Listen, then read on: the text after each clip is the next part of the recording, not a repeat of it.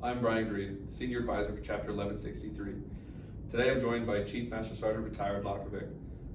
Chief, I wanted to ask you about bereavement leave. It's a recent addition to member rights, benefits for the DoD. Could you explain a little bit more to us and how it became a thing? Sure. Basically, what bereavement leave is something that we've been working on for a few years. Mm-hmm. It's a good example of a suggestion that came from the field. Actually, a first sergeant named Tom Johnson from Malmstrom Air Force Base approached me while I was visiting one day. And he said that recently a young airman and his wife had a baby. The airman took leave to go introduce, once they could travel, to introduce the baby to the moms and the dads and the uncles and the grandparents and family members around the country. He got back to Malmstrom. He had used up all of his leave. And about 2 weeks later, the baby suddenly died. And I don't know if it was because of SIDS or what the cause was, but he had no leave left. And he couldn't use emergency leave, which is your own leave anyway. He didn't have any. The commander can't manufacture leave for you. And so Tom Johnson, that first sergeant, said, wouldn't it have been nice when that happened if my commander could have said to that airman, look, go hug your wife, take care of your family, handle the funeral, come back in a couple weeks, and we're not going to charge you leave. Well, that just seems intuitive. A tool, it does.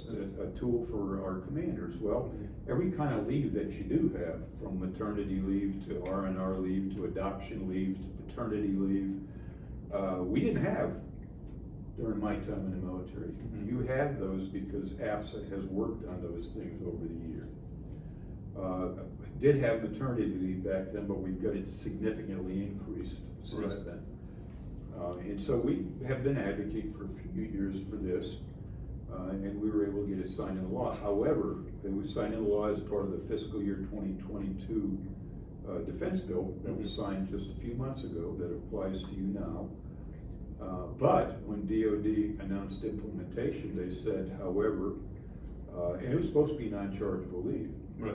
DoD announced the way they were going to implement it was if you had more than 30 days leave, you could go on bereavement leave, but you had to use your own leave balance until you got down to 30 days. Then it would become non-chargeable. So we're going back to Congress and we're going to get that cleaned up because that was never the intent, and the department knows that was never the intent. Right. But again, that's just something that happened that we're going to have to get cleaned up. But bereavement leave is a good example of a suggestion being brought up from the field that our team in Washington then acts on. And over time, sometimes immediately, but often over time, we persuade members of Congress to support it. It ends up in a finished piece of legislation, in this case, a defense bill. Once it's signed into law, that huge defense bill, which is weapon systems and healthcare dollars and retirement dollars, R&D funds, acquisition dollars, O&M funds, huge, over 1,000 pages. Right. Very few pages of which are really personnel programs of this sort that bereavement leave would fall under. But once that whole bill is signed, anything that we've gotten put in that legislation, once it's signed, becomes public law. And the agency affected must implement it. Right. In this case, the Department of Defense.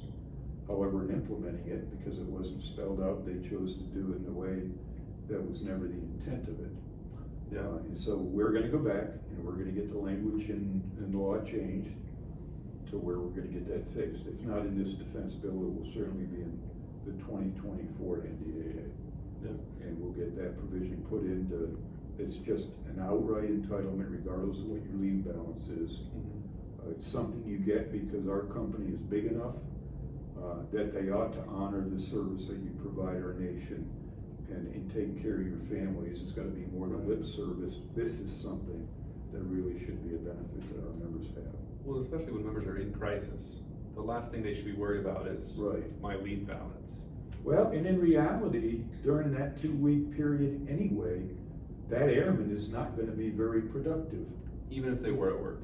Even if they were at work, because of the situation going on in their lives. Right. It's better to recharge.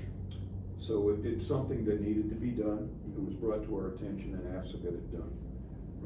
in its implementation, it wasn't done right. We're gonna get that fixed. Well, thank you, Chief.